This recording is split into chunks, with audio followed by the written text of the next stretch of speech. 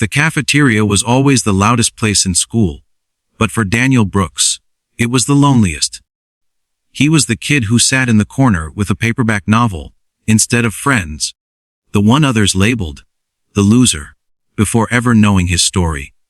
His clothes were hand-me-downs, his shoes scuffed, and his lunch was usually a peanut butter sandwich wrapped in foil. It wasn't that Daniel didn't want friends. He just learned that in high school, kindness was a currency few cared to trade in. On graduation day, while others cheered and made plans for their future, Daniel slipped quietly out of the gymnasium, unnoticed, clutching his diploma like it was his only shield. No one knew his mother was at home battling illness, that he worked late nights in a dingy diner to keep the lights on, or that his greatest dream was not popularity, but simply building a life where dignity wasn't a luxury. 5 years passed. Truth, Daniel vanished into the world, while his classmates built curated lives on social media. College parties, road trips, engagements. Most forgot him. Most, except maybe Nathan. The loudest of them all. The golden boy of high school, the captain of the football team. The one who had humiliated Daniel the most. Nathan remembered Daniel, but not with regret. No, he remembered him as an easy punchline. So when their 5-year reunion was being planned, Nathan smirked. "Let's invite Danny," he said, the old arrogance in his voice. We could all use a laugh. A few chuckled, a few felt uneasy, but no one spoke against it. The night of the reunion came. The ballroom glittered with chandeliers, laughter, and wine glasses clinking together. Old cliques reunited like time had never moved. Then, a hush rippled through the crowd as the doors opened. Daniel walked in. But he wasn't the boy they remembered. He was taller now, his shoulders squared with quiet confidence. A perfectly tailored suit hugged his frame, his shoes gleamed polished, and a subtle watch on his wrist hinted at a world none of them could imagine. Conversations faltered, whispers spread, and Nathan nearly dropped his drink. "Daniel." Someone gasped. He smiled warmly. The kind of smile that didn't boast but radiated self-assurance. "It's good to see you all again." His voice carried not bitterness, but a calm that silenced even the cruelest tongues. Nathan, trying to reclaim his old dominance, clapped him on the back. "Danny boy, look at you. Who would have thought you'd show up here? We thought you'd be, I don't know, still working at some diner or something." He laughed, expecting others to join. But they didn't. Not when Daniel pulled out a black card to pay for drinks for the entire room. Not when someone whispered, "Did you hear? He owns a tech company worth hundreds of millions." The room shifted. Eyes that once mocked him now held awe. Nathan stammered. You're serious." Daniel chuckled softly. 5 years can change a lot. I started a software company. It took off faster than I expected. Truth, we help small businesses grow. Businesses like the diner where I used to work. Guess you could say I haven't forgotten where I came from." Silence fell heavy. A few people lowered their heads, shame flushing their cheeks. They remembered the names they called him, the cruel jokes, the times they excluded him. Yet Daniel stood before them, not with vengeance, but with grace. One girl who had once tripped him in the hallway approached timidly. "Daniel, I'm sorry. I didn't know." He met her eyes and smiled, not with smugness but with compassion. "None of us knew who we'd become. That's the beauty of life." Even Nathan, who once thrived on humiliating him, found his arrogance crumbling. He tried to joke, but his voice cracked. "Wes, you showed us, huh?" Daniel paused, then gently placed a hand on Nathan's shoulder. It was never about showing anyone. It was about building something better than the pain. The words landed like a stone in the stillness.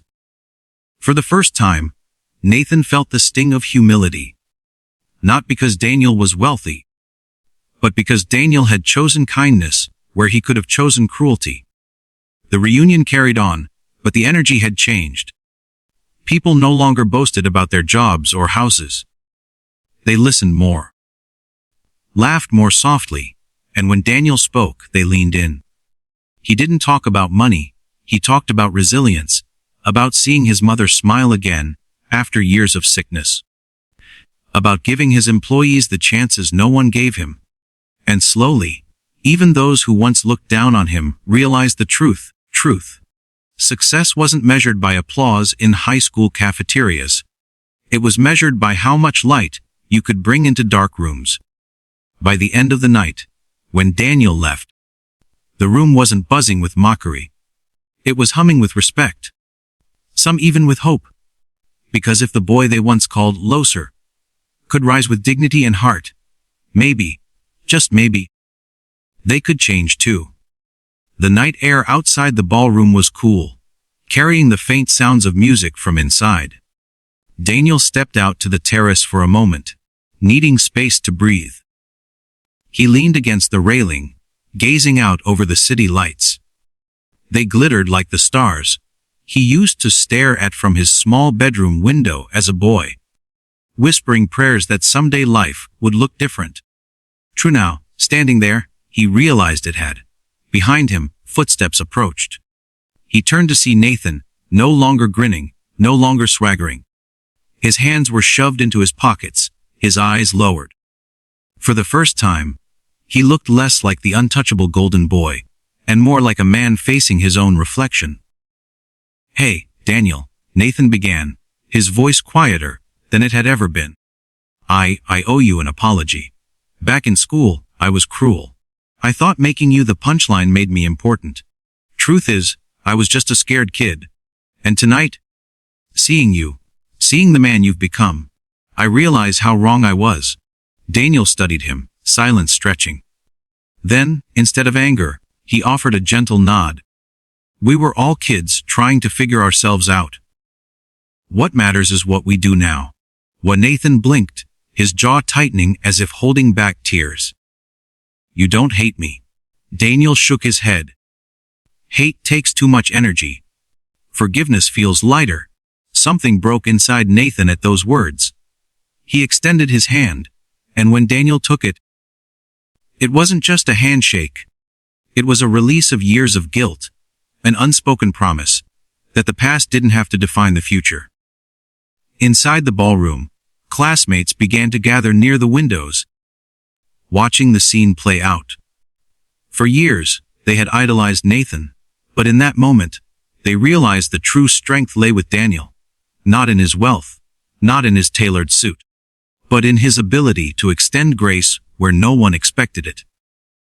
When they returned inside, the reunion took on a different spirit. Instead of cliques and comparisons, laughter and genuine conversations filled the air. Old grudges dissolved. People opened up about their struggles, failed relationships, lost jobs, fears about the future. And Daniel listened, really listened, reminding them all with his presence that worth wasn't defined by mistakes or titles, but by the courage to keep moving forward. By the end of the night, a group photo was taken. Daniel stood in the middle, no longer the outcast in the corner, but the quiet heart of the gathering. His smile was warm, his arm draped casually around the shoulders of classmates who once ignored him. As the camera clicked, he thought of his mother at home, healthy now, waiting to hear how the evening went. He thought of the boy he used to be, sitting alone in the cafeteria, wishing for a seat at the table. And here he was, welcomed, respected, and at peace. When the lights dimmed and the reunion came to an end, Daniel left with something far greater than validation. He left knowing that his journey had come full circle. That kindness had not only built his fortune, but had also healed the wounds of the past. He walked into the night, the city alive around him, a quiet smile on his face. For the first time, the world didn't feel heavy. It felt wide open, hopeful, and good.